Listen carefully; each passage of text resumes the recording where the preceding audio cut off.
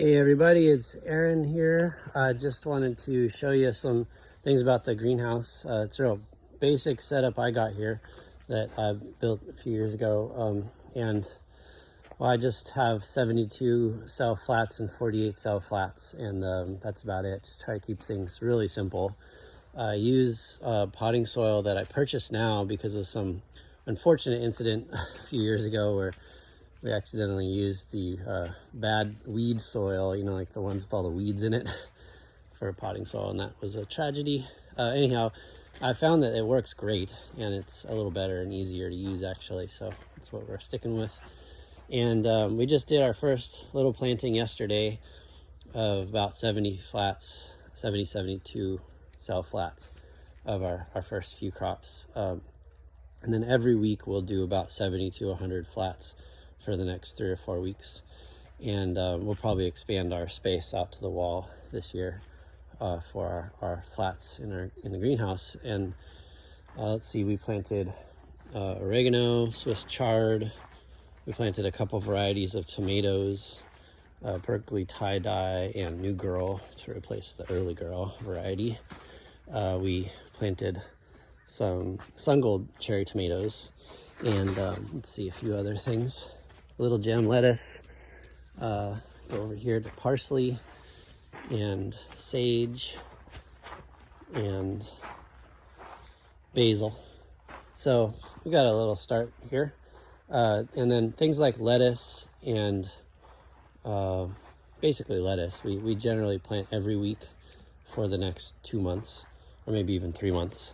Every week to every 2 weeks, kind of depending on how much time we have. But we try to stay on top of that so we have a constant supply throughout the summer. And then one reason why I keep all the cells out like this is because they do best when they're dried out.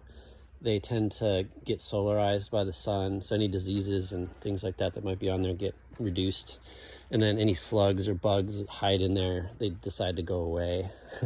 I've got this irrigation system that I set up here. It's just a sprinkler irrigation system.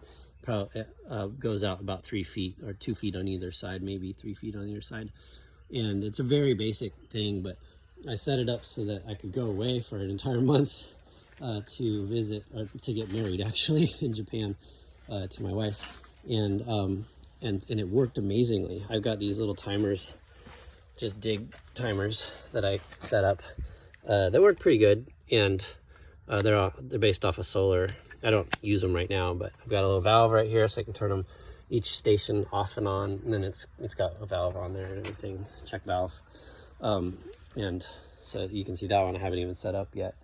And then I've got more capacity here and then over there too for a couple more if I need it.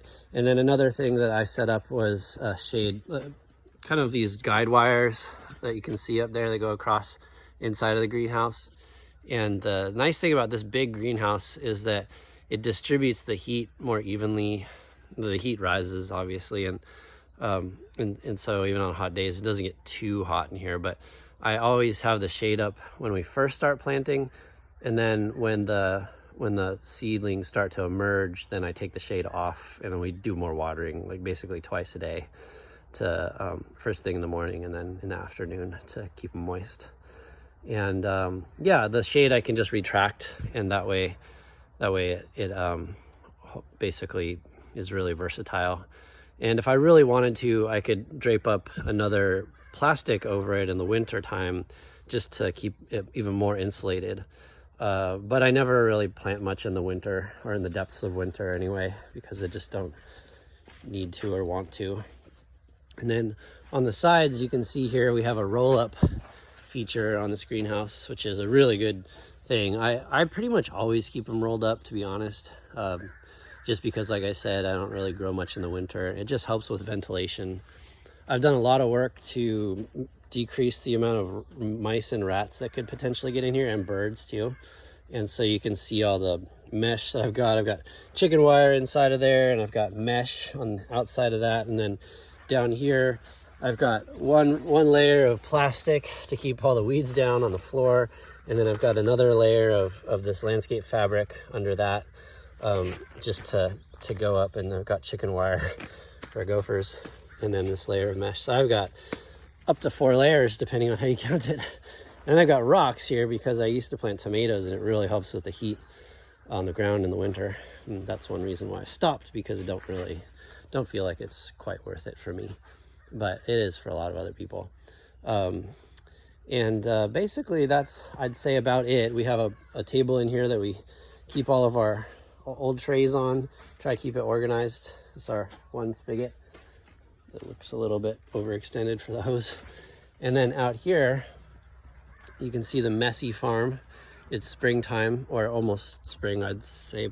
It's weather-wise and climate-wise, it feels like spring. Things are starting to flower and the birds are getting feisty. And so this is all pretty much gonna come out. It looks very vigorous and healthy and all that, but it's about ready to come out. The broccoli is starting to flower. This one bed of cauliflower we'll probably weed up pretty good and keep it until it does its thing, but it's just one small bed. We've got a nice row of straw flowers down there I really love. They overwintered, so it's kind of fun. And then we've got these are frilly mustards, or red scarlet mustards, and I had this was all Napa cabbage, and then it's pretty much bolting now.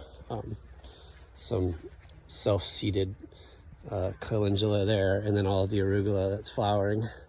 So different stages of things happening, and as you can see, I kind of have different places where I have my irrigation. Down there, there's a spot, there's a station right over here, and then another station over there.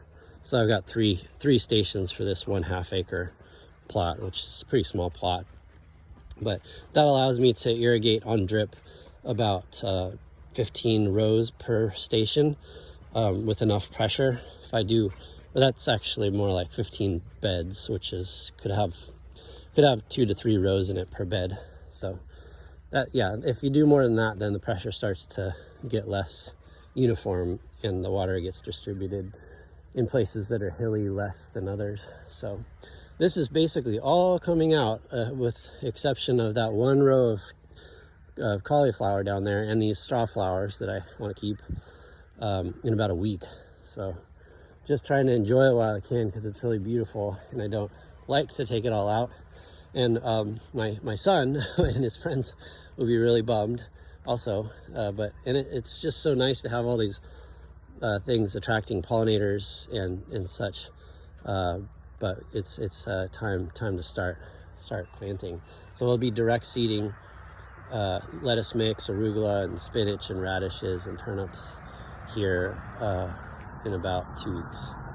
And right now it's not even March yet, it's about the 26th of February. So usually try to start seeding in the ground by around the 1st to 2nd week of March, if the weather conditions allow and everything.